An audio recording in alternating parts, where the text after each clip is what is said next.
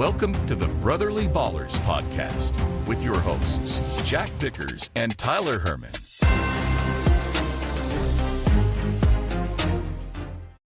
What up, ballers? Welcome back for another edition of the Brotherly Ballers podcast. We are bringing you our 18th episode on the season, championship week. So we got a lot of stuff to cover with anybody who's still live in your leagues out there. I'm trying to bring home the gold and the hardware, so to speak.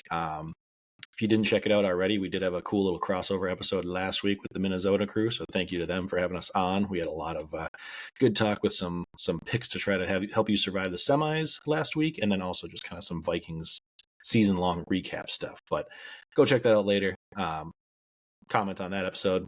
Shout them out. Comment on this one. Help us out. And let us know how you're doing with all of your championship matchups. If you made any. If you're just over the fantasy football season like a lot of us are at this point, then we get that too. So we'll get into a few things right away here. So I will let Tyler kick us off into Week 17. Oh, we are having a lot of fun. Hopefully you're still live. And see, this is why Jack and I play in like 40 leagues. You're bound to win somewhere. At least have some skin in the game. You play one or two, that's just a high level of variance. You got to play in 60 leagues, so then you make like 15 playoffs and get to like 3 or 4 championships. That's why we do it. We know what we're doing. So, everybody always says that. They're like, "Oh my God, why are you in so many?" I'm like, same exact reason. Like, well, the good thing is I always like am winning in a couple, so like I'm never losing. And they go, "Aren't you like losing in more though if you play in more?" And I'm like, "Stop! We don't ask those questions." So yeah, that's not the logic we're going for. We're going for, hey, these are the ones we're still alive with. We're still fighting and scrapping in Week 17. That's all we're going for. So I just need to be in enough to win one that covers my buy-ins for everything else. So. Yeah, exactly. Yeah, you can overdo it. You got to throw some free ones in there just to make sure you still got something, but otherwise it gets a little overkill. All right, enough rambling. I'll hit the button.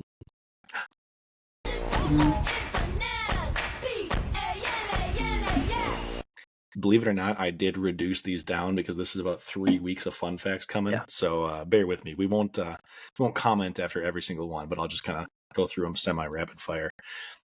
This one I loved. I came across this one on my own personal Twitter, but Lions have now won a game this year where Jared Goff threw 5 picks in it, and they also lost a game this year where he threw 5 touchdowns. That's just I just love that so much. So it's so good. I did see that one. Coming into Week 17, I've updated this every couple of weeks so far, but coming into Week 17, the league leader in receptions in the entire league across positions, Brock Bowers with 101. I'm sorry. It is now Jamar with 108 after his crazy couple of weeks, but I had him up at the top. The craziest part about Bowers being up there, the most by rookie tight end ever is 86, so he's blown that out of the water. Most by rookie of any position is, if we remember last year, Puka Nacua at 105, so chances are Bowers gets 4+ receptions in the next 2 weeks and breaks that. And then even more bananas is the most by a tight end ever, not even rookies, is 116. So he's 15 away from shattering the tight end receptions record as a rookie. So I saw this one when it went in here, and I'm like, I don't think he's leading because I saw Jamar in there, but I'm like, anymore. He is second. He's right there. That's insanity. And it's taking Jamar weeks to catch him too. Like correct. Yeah, where he's getting 10 and 11 catches, and it's like you're like, oh yeah, he's a tight end. Yeah, he's had 13, 12, 11, 9, 11, 13 targets. Is he hitting 9 or 10 catches? Like, I get it, it's the Raiders, so you have nobody else to really go to, but what Brock Bowers is doing is absolutely ridiculous. And it shows how incorrect valuation we all were, because everybody was like, "Oh, they went to the Raiders. Like, I don't know. Like, they got Devontae there," and we forget how quick situations can change. Oh, well, they just drafted Mayer like a year ago too, and like, I don't know if I'd take him at like the 106. I'd take some of these other guys. Like, there's a case to be made that he should be the 101 and not Superflex Dynasty. So like, it's crazy just how quick stuff can turn, and when people do what they're supposed to do versus everyone being gun shy of the Kyle Pitts 2.0 style. So yeah, guys. Talent is talent. Dynasty. Talent is talent. Talent, if it is there, will shine through. I will go back to an episode that me and Jack recorded about 4 years ago where I said, Brock Bowers as a freshman at Georgia, I said, he needs to be on all of my teams. I have 0 shares of him, and I absolutely hate myself. And I'm like, since he was a freshman, I'm like, this guy is going to be ridiculous. I remember saying it. We recorded it. I put it out there in the world, and then I shot myself in the foot when it came time. I was just going to ask, because you had a pick where you could have, but you traded it away. I'm sure you probably wouldn't have taken Brock Bowers at the 102. You probably would have gone like the Neighbors or whatever. I would have went Neighbors, but yeah, which makes sense. I could see it. if I tried to trade into 3. I tried to trade out of 2 and into 3 to get Bowers, and then I did the same thing for 4, and I think you ended up going 5 or 6, something around there. Maybe 4 or 4, 5, 5, 6, somewhere in there. And I tried to trade relentlessly into those, but to no avail. And oddly enough, the guy who was in 4 already had Laporta after the year he had last year. So I'm like, hey, you don't need Bowers. I'll give you a future first-round pick and one of my guys to get into. And he's like, I'm just whatever. I'm going to take best player available. And I was like, God damn it. I mean, shout out to him for, like you said, you don't ever have enough at a position. I mean, maybe quarterback, but like he's been flexing Laporta and Bowers all year, and it's worked out fine. So, anyways, following up on that, he also has 1,067 yards, and the rookie receiving yards record is 1,076 by Mike Ditka. So, very likely going to shatter that as well. A couple of running back fun facts. James Cook's first 2 seasons, you'll like this as one of your guys, but first 2 seasons in the league, 4 rushing touchdowns on 328 carries. Quick math, that's 1.2% of a touchdown rate on carries. This season, he's at 14 already on just 182 carries, so a little over half of the same number of carries, and that's 7.7% rate. So for whatever reason, they're not giving him a lot of touches in games. Like 2 weeks ago, he had 11 touches, and he was going for over 100 yards. So like he's just hyper efficient, and he's very good.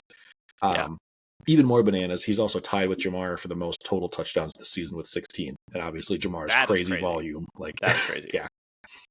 A fun factor for this guy every week, but Devon Achane, the only player this season with 200 plus combined carries and targets that hasn't fumbled or dropped a pass.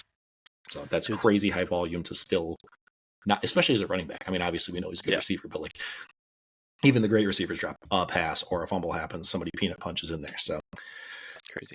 Another copy paste fun fact I'm going to have every week until it changes. Trey McBride still has 0 touchdowns on 92 receptions, which already broke the previous record of 86 by Deontay Johnson, I believe, just last year, 2 years ago. On the flip side, Josh Allen has 1 receiving touchdown on 0 receptions, so that makes me want to scream. So brutal. Even people like Jared Goff, Bo Nix, a defensive end, Sam Hubbard, 4 different offensive tackles, including Dan Skipper, all have receiving touchdowns, and not him. So, that's crazy. Weeks 9 through 16, only Saquon had more rushing yards than Rico Dowdle. That was weird to see on paper. Stupid. that hurts my soul. We were both Rico guys coming into the year, but that's crazy. Not to that level. Yeah, I thought it would be like receptions and scoring because the offense would be good, but I didn't think it would be yardage. So this one, obviously, Matt Eberflus has long been fired from the Bears already, but 221 coaches have had 20 or more career games decided by a score, so 7 or less points. Matt Eberflus's 5-17 win percentage of 227 in those games is ranked 221 out of 221 coaches. So I saw that one. That's so ridiculous. Shout out current jersey I'm wearing here, but JSN with 69 or more receiving yards, his entire rookie season did that 0 times. The last 8 weeks, he's done that 8 times. Yeah, so the changing of the guard is officially here. Gino says, this is my boy Blue. Would love to see that be happening in the game that I'm currently watching more, but it is absolutely downpouring. If you're not, we're doing this on Thursday night. If you're watching this Bears and Seahawks game, I am sorry for you because this is ugly. I thought it would impact Metcalf more than it's impacting JSN. I thought they'd get some screens and like end arounds for him, but it's not. Anyway, since week 7, my bye guy of the year, CJ Stroud, currently ranks 30th in completion percentage, 28th in EPA per play, 29th in passer rating, and 32nd in success rating. So didn't think it would be that bad, but yowza. And then lastly, fun fact to Jordan, or shout out to Jordan for this fun fact, but there's a list of NFL players that got married in 2024 and their current positional rankings right now. CMC, RB66, obviously mostly injury. Brock Purdy, quarterback 13. Goff, quarterback 7, kind of the only bright spot. Evan Ingram, tight end 26, despite everybody else getting hurt. Christian Kirk, wide receiver 87 off injury. Christian Watson, wide receiver 60. Eckler, running back 32. Hawkinson, tight end 35. Tucker Kraft, tight end 7. Jake Funk waived. So next year, assuming Josh Allen, who just got engaged, I might have to stay away based on this stat because anyone who gets married next year, look out. My goodness. I know our wives don't listen, so we're good. But look at, guys, marriage is not the answer. See, clearly, this is, if you're playing in the NFL, just stay away. Focus on your craft. At least for a year. And then apparently after that, then they bounce back. Yeah, then you're good. All right, that's enough of those fun facts. That's all I got this week. So we're going to move into the NFL news with the Vikings 60-second synopsis. And just I'll let Tyler kind of quickly recap how things have been going the last couple of weeks and most recently next week and what we got to look forward to in the coming week. And yeah.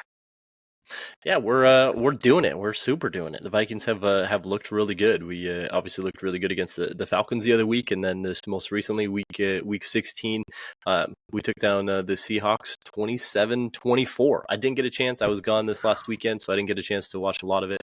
But I saw a lot of back and forth, and then I saw we scored late to take the lead. So I might flip it back to you to give some more in-depth analysis on the game. But Darnold did his thing, 246 and 3, no turnovers. JJ absolutely balled out, 10 for like 144 and 2. Yeah. Addison got in there with his touchdown. He's been an absolute touchdown machine lately, so we will certainly take it. It's setting up for a very fun week 18 potentially.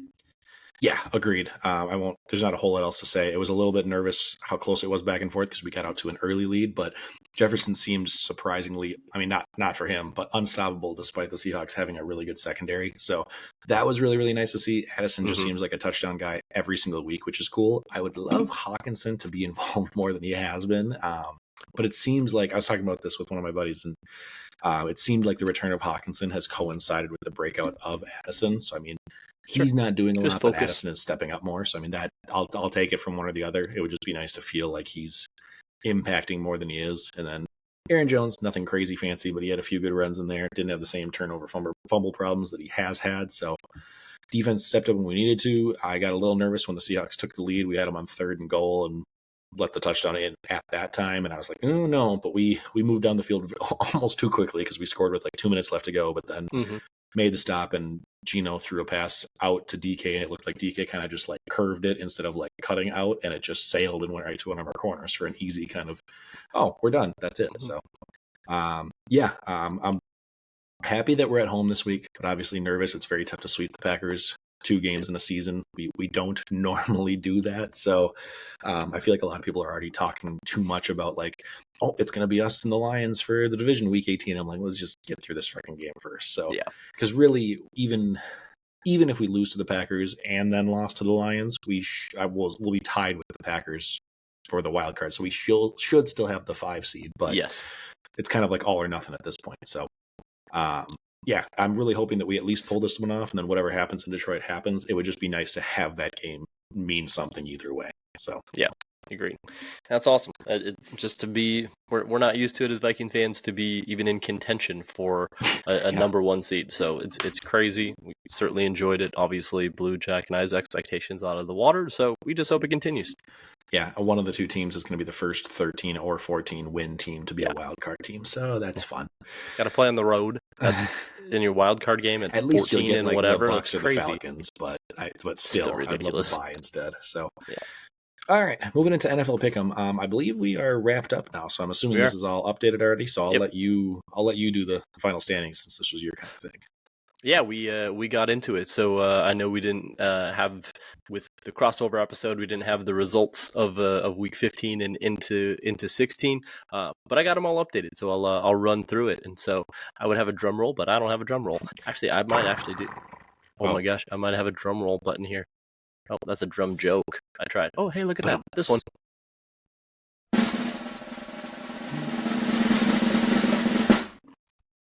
Congrats, Nate, for taking it down at 23-9. He went over the course of the last 2 weeks. He went 3-1 to hold on to it.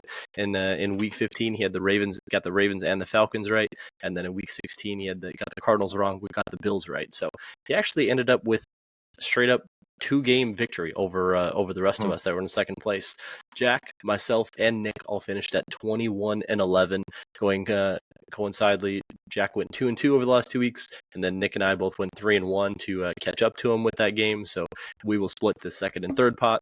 Nate will take the first place winner spot, and then rounding out the standings, Mac in the middle, and then Connor, Joe, and then Foster went on an unfortunate 1-3 game losing streak to end it, to finish at 17-15 as the cellar dweller. So had a lot of fun. If anybody wants to play next week, we usually throw like $20 in, pick 2 teams. But congrats again, Nate, for taking down first place. Jack, myself, and Nick will split the second, third pot, and then Mac, Connor, Joe, and Foster, Appreciate the money. Thanks, boys.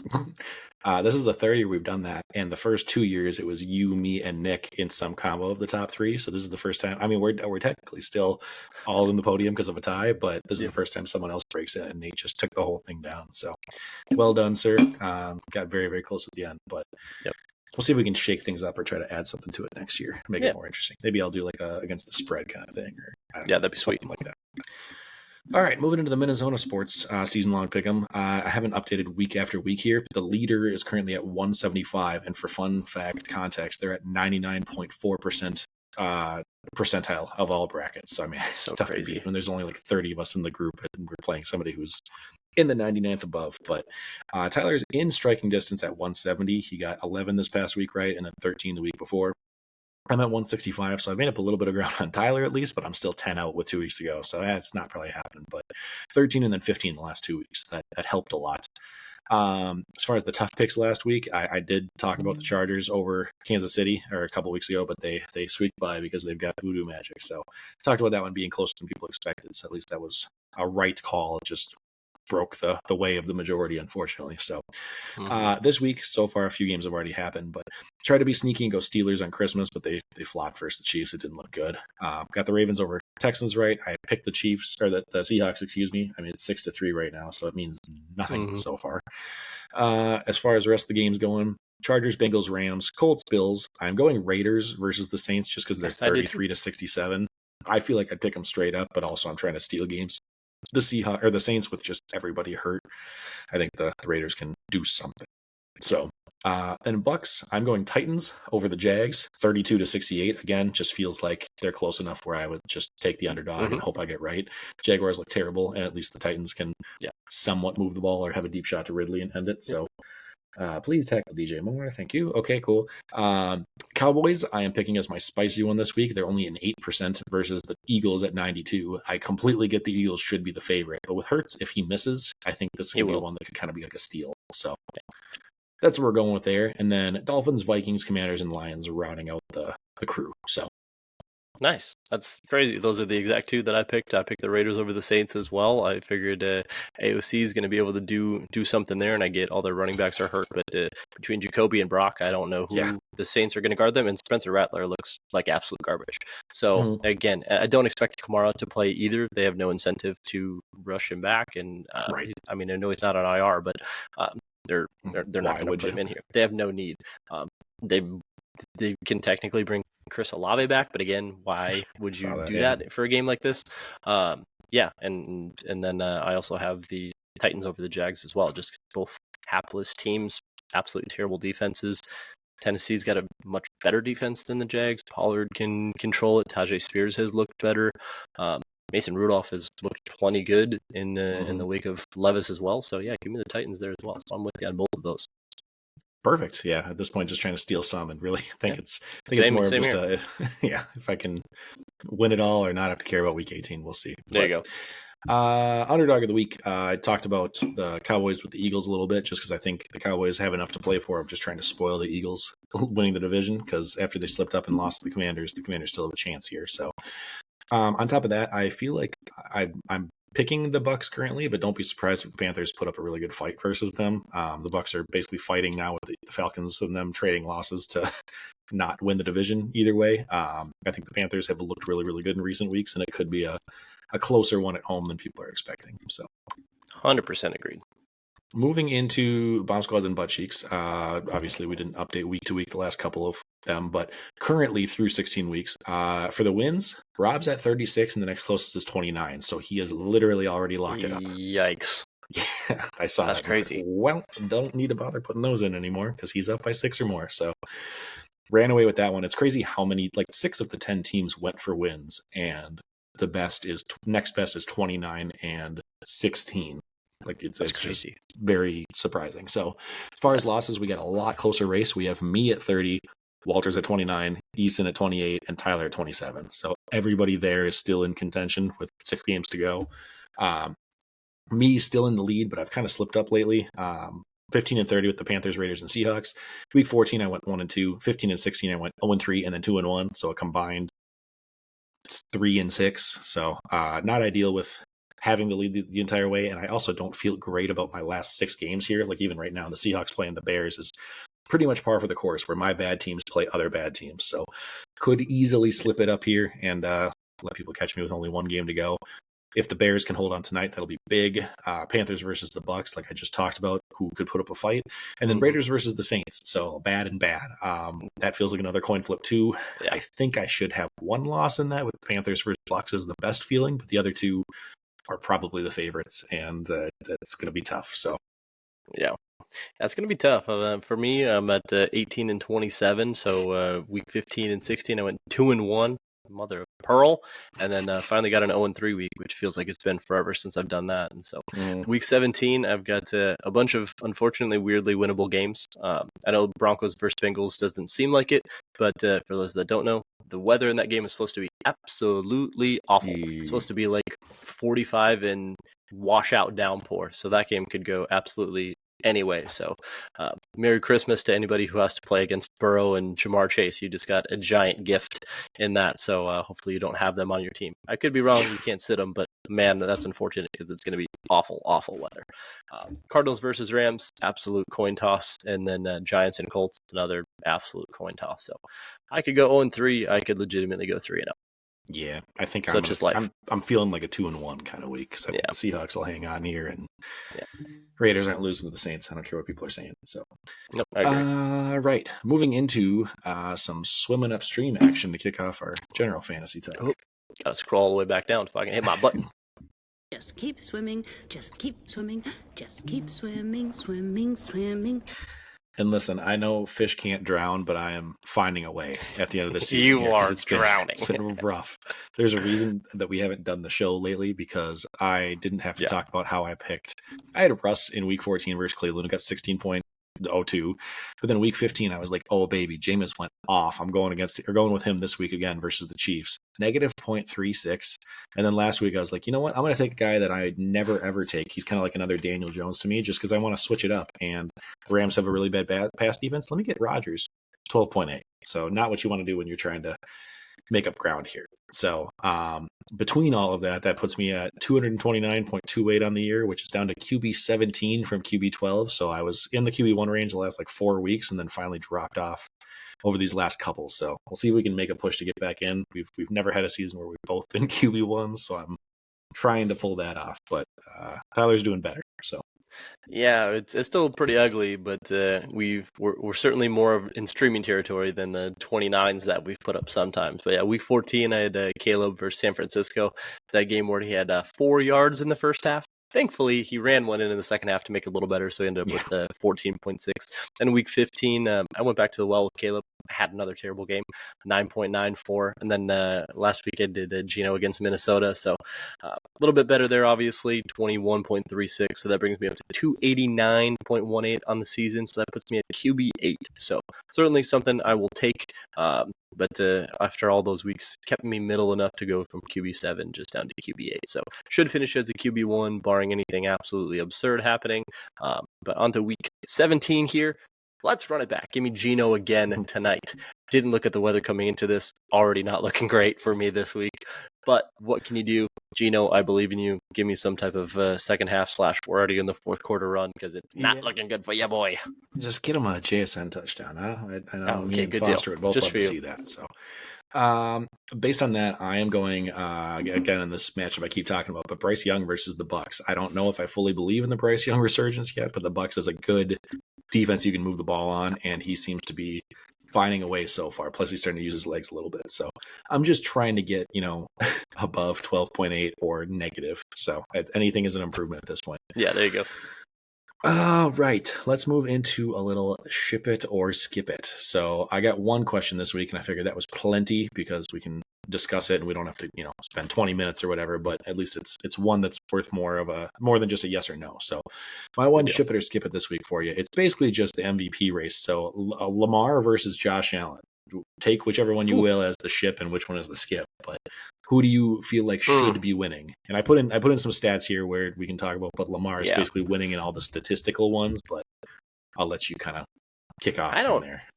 I don't know. This is actually really hard. I feel like it's one of the closer MVP races in the recent years. And I know we talked about like Saquon before, but simplicity wise, you can just kind of go with the QBs because it's going to be one of them. Sorry, Saquon. Yeah. I love you. He hasn't You're done going to be enough. You're going to be offensive player of the year, Saquon. You are. It's just how it goes. It goes to the best non-QB essentially.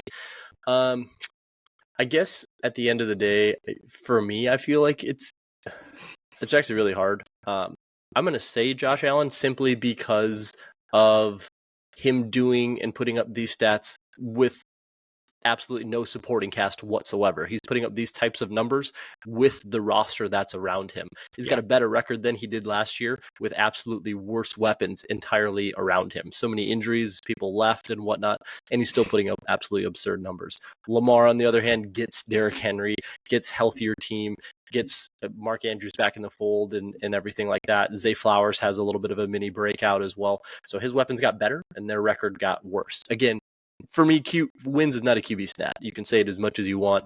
There's so many other fluky things that happen, but Josh Allen, even being comparable to what Lamar is doing with that supporting cast, makes me lean toward Josh Allen. Yeah, I totally get that. I think for me, it just comes down to like which way are you looking at it? Where who do I think will be MVP or should be MVP based on how they have scored it in recent years? It should be Lamar because statistically that's what's showing. But who should be MVP based on how I think they should vote MVP? And I think that's Josh Allen because he is more valuable to his team. Yes. But I feel like they just call it the MVP award when in reality it's just the better year award. And that's Lamar for me currently because he's just doing crazy stuff despite being a predominantly rushing quarterback too. So that's where it kind of I think it will end up being Lamar. I think the two of them, like you talked about the wins, I think as long as you're in like a certain tier, then it doesn't matter. But if you've got like two guys that are close, where one's like the 2 seed and one's like fighting for a wild card, I think that's kind of where Mahomes has pulled away with some before, where it's just like, well, his team's number 1, so then we're going to also give him the edge. So these two are going to be the number 2 and number 3 seed no matter what happens. I think that's pretty much even ground for them at that point. I will say it's kind of like a spicy one, and I know this won't ever actually happen, but as a spicy one, if the Bengals pull this off, I feel like Joe Burrow should be more in the conversation. Like if they make the playoffs, I think he is putting up MVP numbers. Like he's matching Lamar with stats, but he's also doing what we're talking about with Josh Allen, where it's like, despite his team, he is getting them there. And I know he has Jamar Chase, obviously, but like his defense is an abomination and he's putting up 30 plus points and they're still losing games. So like if he can drag the rest of that team there, I think we're not giving him enough credit for that. So yeah, that's my 100%. Yeah, no, I'm with you. And it's certainly worth the argument. And it's like, hey, just a reminder, he's Burrow leading the league in passing touchdowns. He's number 1. He's tied up there with Lamar at 39, I think it is, or something like that too. So he's doing it. He's obviously not in the conversation just based on the Bengals year that they've had, like you said. Weirdly, record plays into it for a lot of MVP voters, but he's certainly not having a bad year by any stretch of the imagination. Yeah. Agreed. All right. Well, that's enough of that. I'm right. I guess we'll move into some suit up or sit down. Suit up. Where's your suit? That's why. Now sit down and shut up. Diamond suited up. Give me your seat now! Where's my super suit? I should have prefaced this by, do we have any this week? Because I didn't even think to ask, but no, totally good. I'll make them up on the fly. I got a pretty good idea of where some of my guys landed, so maybe I'll just ask questions that I want to know the answer to. Perfect. That works. No, I think it's perfect though. But one that there certainly jumps off the page and is a game we talked about earlier with the Raiders and the Saints. Kendre Miller. Now that Kamara is officially out, and I really do expect him to be out again this week. He seems to have the keys to the kingdom. He's really been the true bell cow. Jamal Williams hasn't really taken anything out. That hasn't resulted in a loss. He only had 8 carries for 15 yards last week, but he did have the 2 catches for 16 yards. But prior to that, 10 for 32 and a touchdown. He seems to at least be getting the work, but at the same time, it's 2 very bad teams. Played some good defenses in recent weeks in Washington and Green Bay. They have much better run defenses than they do pass defenses. But against Vegas, it's a matchup made in heaven. So Kendre Miller in a championship week, are you feeling comfortable rolling him out ever? God, no. I think even more so because it's the championship week. I'm out on Too him. far down. I'm not. Yeah, Too far I'm down. not. I'm not risking this. I'm not. Especially because he showed nothing.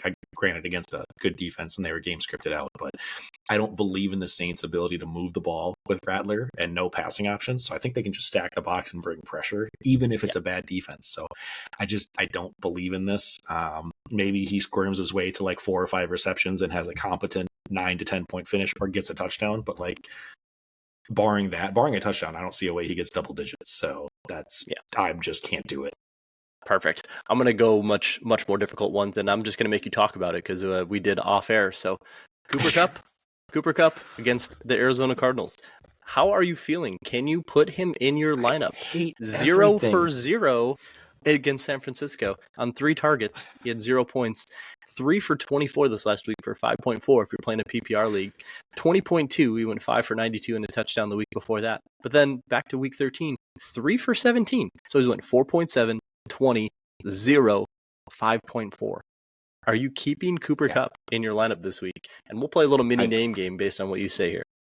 Okay, yeah, I'll keep it quick then since you got the names. But I will say, I talked with Tyler about this off air leading to Thursday night's game. I almost subbed in Keenan Allen over him. Obviously, hindsight 2020 with the rain and with the Bears not moving the ball at all. It's feeling like a good call, but then again, like the bar is very low in these last few weeks. So like I could end up being wrong and both of them get under 5, and that doesn't matter at that point. Yeah. But it's very, very tough. I gotta be one of like a sub 2% of teams out there that had Cooper Kupp in a league and survived the quarterfinals and semifinals in Guillotine, top 4 and top 3, despite his weeks. I had him active in both of them and he killed me and I still squeaked by. So I think most teams probably don't have this decision out there because he already caused them to lose and be eliminated. But I'm debating not starting him because it's a guillotine league, because it's basically a 2-team league and you have stacked rosters. I think barring somebody just having a wealth of people that they picked up over the end of the season, I can't imagine you have that many more options than Kupp to be like real names who you're debating. We'll see in a second, depending on like some waiver wire guys and whatever. But I think I would still roll him out because I don't think this is indicative in him all of a sudden losing it, because he was on a tear up through week 11 or 12 or whatever it was, and has been Stafford's guy. So I don't believe that just goes away. The only thing I will say is if there's some injury we don't know about and 2 weeks from now the Rams season ends and they go, oh, Kupp was dealing with a Liz Frank injury, or he had a strain in a ligament in his knee and so he wasn't running as many routes, whatever. But beyond an injury, I just have to believe in the talent and kind of like the person who got you there. So I'm starting him this week, and I feel like it's going to make or break whether I win in Guillotine. So I'll leave it at that. Yeah, it very well could. And that was going to be one of the things that I wanted to look at as well, just because you mentioned snap counts. But they've been slowly dwindling. 95%, 91%, 83%, 85%, 77% over the last 5 weeks. So we went from 95 plus to on average 81 to down to 77 as a min. And that was the least amount this last week. Ran only 40 routes versus like Puka's running 80, 81. So he's still up there, and he's still obviously the number 1A, 1B as far as routes run on that team. But it's been less in recent weeks. But certainly an option and a decision that I even had in one league. So I'll put names around him that I think makes sense. But you going Cooper Kupp or you going Cortland Sutton against Cincy? He's been getting so much work too lately with Bo Nix and everything. I think if you're like barring like your projected super low, like you have to make up a ton of ground, because I think Kupp still has the ceiling. I think if you're anywhere close in projection, I would lean Sutton, just because I think this is going to be like a Broncos down early type of thing with that offense and have to score points. So banking on a touchdown more there. Yep. Yeah, I agreed with that one. I will say I cheated a little bit with that one. I might only go Kupp again because of the weather. Believe me, look at the weather in this one too. So, but I'm still with you. I would have Cortland ranked higher as well. Would you go Cooper Kupp or would you go Devonta versus Baltimore with Kenny Pickett under center? Oh, I think I go Cooper Kupp there. I think I like AJ Brown a lot this week still against the Cowboys defense, but I think I'm going Cooper Kupp just because Devonta, as a Devonta owner, has been very like up and down this year, and I expect him to probably come back out after being angry that he dropped that potential game winner last week. But he's had a lot of disappearing games, and I think like Kupp is more close to the number one option than Devontae is. It's very clearly AJ Brown. So that plus a little bit of a downgrade with the Kenny Pickett situation. I think it's going to be a Saquon game. Last one I got for you: Cooper or Debo? Oh God, I'll go Cooper. Debo has hurt and like letdowns. Debo's entire season has been what Cooper Kupp's last 2 weeks have been. Because I feel like so many people are probably starting Debo for the first 6, 7, 8 weeks because of where you drafted him, and then finally are making the decision to sit him. So I believe just in like volume wise, it'll probably be Cooper Kupp getting more looks. So hopefully that turns into more and they figure out whatever the issue is. But Cooper Kupp versus the Cardinals, I like that matchup. 49ers, I forget who are they playing, the Lions? Lions, yeah, but Monday Night Football. Okay, so I mean that could be like more manufactured touches because they're behind. So I'm still going Cooper Kupp there. Yep, they're ranked right next to each other, and I would think the same thing. It's just kind of the people will look at the Debo breakout finally this last week after what has been an absolutely terrible season. 7 for 96 and a touchdown, 5 for 25 on the ground with all the injuries in the running back room. They're like, okay, he's probably going to get guaranteed 5-6 touches out of the backfield, gets those quick screens. Are we going to manufacture it in a game down at Detroit that they're playing at home? So it's like, I can certainly see the argument for exactly like you said, are they going to manufacture enough and need him in a game that's likely going to be high scoring? So they're ranked right next to each other. I don't fault you for playing either one. I would probably go Cooper as well, just because I think Arizona's a much worse defense, and he's still got the absolute potential, and still Matthew Stafford's guy. It's tough though, and it's crazy we're even having these conversations because if you asked me 3 weeks ago, it's like Cooper Kupp's the top 10 option right 100%. Now in PPR especially. So please, I just need you 1 week. That's all I ask. Yeah, so I'll leave it with those two for now. We won't jump into it. Yeah, no, that's fine. We talked about those enough. So let us know if you have a Cooper Kupp start sit question out there in your own league. If you're like, I'm debating between him or him, or after this week, let us know if you started or sat Cooper Kupp for another guy that worked out. Because it's tough. It's real tough in the streets for those of us that survived. Yep. All right, we're gonna move from there into some. How you doing? Hey, how you doing? And I'm doing a special championship edition here. Basically, just like we don't care how you're doing in your other leagues that already got eliminated. So if there's any that you're in the championship or even third place in, just something that you're in contention for. So I'll just recap mine really quick. I made the championship in 3 of my arguably 4 most important leagues, the 4th one being the home league that I would love to be in, but that just was, talk about injury, bad luck, that was this year. So 3 I'm in the Guillotine top 2 for the 4th year in a row. I'm in the top 3, so I'm really trying to finally get my name on the trophy once.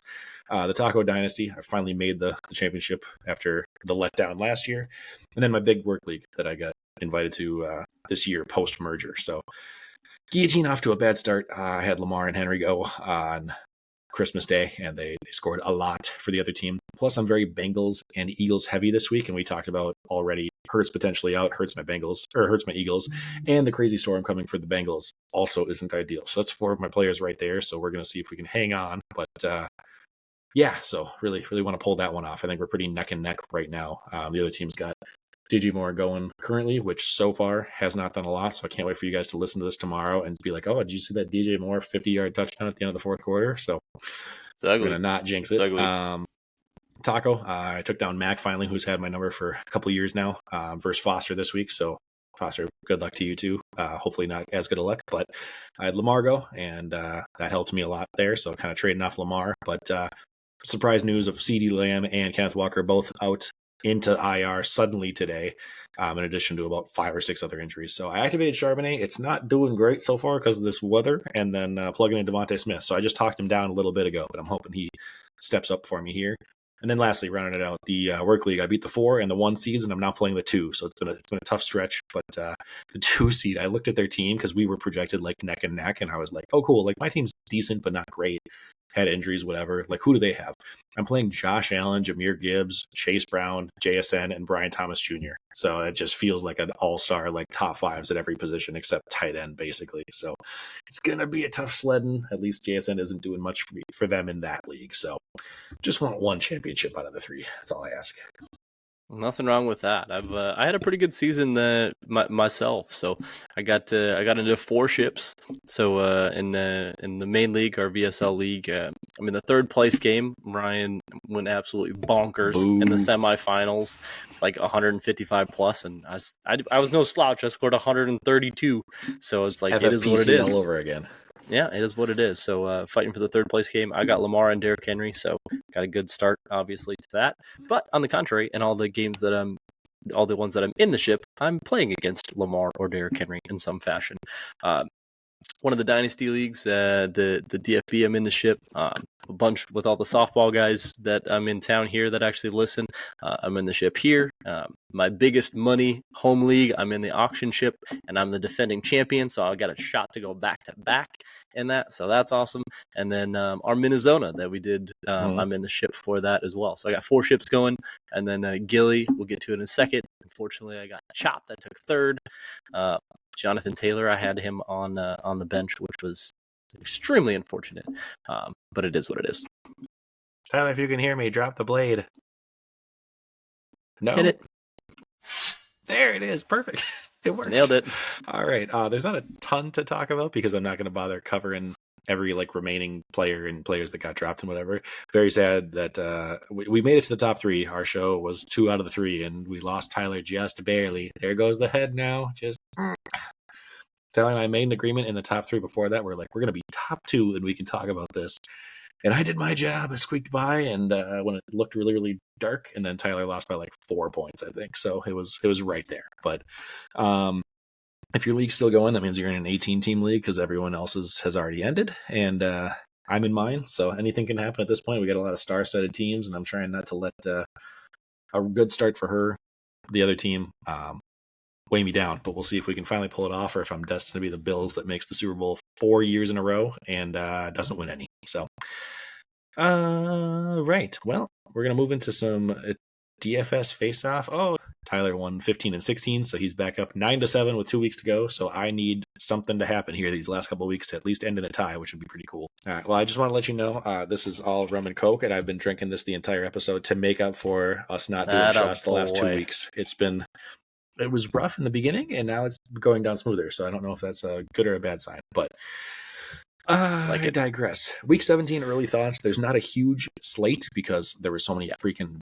Wednesday, Thursday, Saturday, Sunday, Monday football games. There were football games on 6 out of 8 days. So early looks as far as a few values I do like. Quarterback, I've got Anthony Richardson at 5,900. Assuming he plays, he's questionable right now. He gets the Giants this week, who are 28th in EPA and 25th in scoring defenses. Plus, he literally only completed 7 passes last week, and he still got 21.2 points. So, shows he can get it done pretty quickly. Running backs wise, I went for Breece Hall. He got 79% of the snaps in his return last week, and the Bills' only weakness is on the ground on defense. Plus, it's supposed to be a heavy rain and cold game, so could have the Jets leaning on him more, get a little bit more volume in there. And then even if the Bills are up early, he's a great receiving back. So 6,300 for a bell cow guy that really can't get game scripted out as long as he gets the workload feels pretty good, because we're looking at basically just has to get to 13 points and above to return value, and that seems pretty easy. Receiver-wise, I got Jaden Reed at 5,900 versus Minnesota, kind of just targeting receivers versus our secondary, unfortunately. It is the highest game on the slate, and I expect the Packers not to just lay down in this one. So looking at him, especially with Watson banged up, I think for the Packers receivers, Jaden Reed could return some value there. And then lastly, at tight end, going sneaky with Chig Okonkwo, 3,600, pretty cheap as far as the tight end slate goes. He had a 26% or more target share the last 2 weeks, and he has 21 targets in that span. On top of that, the cherry on top is he's playing the Jaguars. So we talked about that. Very, very bad team. I think Chig is the only other option beyond Ridley there. So could get some solid workload for really any tight end except for the top 2 or 3. You're just taking a shot in the dark. So I would much rather spend low on those when I can. So I already got burned last week by playing Trey McBride when everybody said that he was supposed to score. So I'm going back to the well with some cheaper options this week. So that is what I got for DFS to try to catch Tyler. Yeah, we did it. We at least locked up the tie. I can't lose. That's all I was going for. Ooh. I wanted to make sure I couldn't lose, and we've done exactly that. So should be fun. It's been a lot of fun. I know we did it for money last year. Wasn't a whole lot of interest this year. Let us know. I think this is a big one. I've had a few of the softball guys, a few buddies say, hey, DFS is a lot of fun. I want to do it consistently and whatnot, and a couple haven't tried it before. So I know it's hard to do season long, especially when you've got to re-up every single week. But if there is interest in it, let us know. We certainly had fun with it when it was for money. But again, if you guys don't want to do that, totally fine. We got so many other games. We'll come up with some new ones, but we have certainly enjoyed it. Right.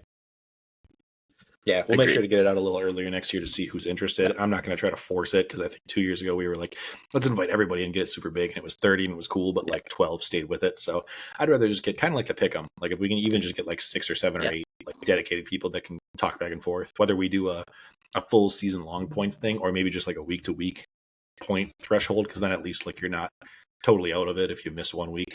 Agreed. We'll figure things out. But yeah, it'll be fun to have more people, and then Tyler and I can still do our weekly shots, aka making me an alcoholic. So JJ Moore, stop it. All right, anyway. No Dynasty download this week. We're so close to the end of the Dynasty season anyways, so we'll get into that more in the off season when we go back to every couple of weeks or every month. So, and then not going to worry about the draft right now, just because Thursday Night Football, and it's been long enough. I hope you guys have enjoyed this season. I appreciate all the subs. I know we say it a lot, and we had a goal of a road to 150, but we started the season at like 102.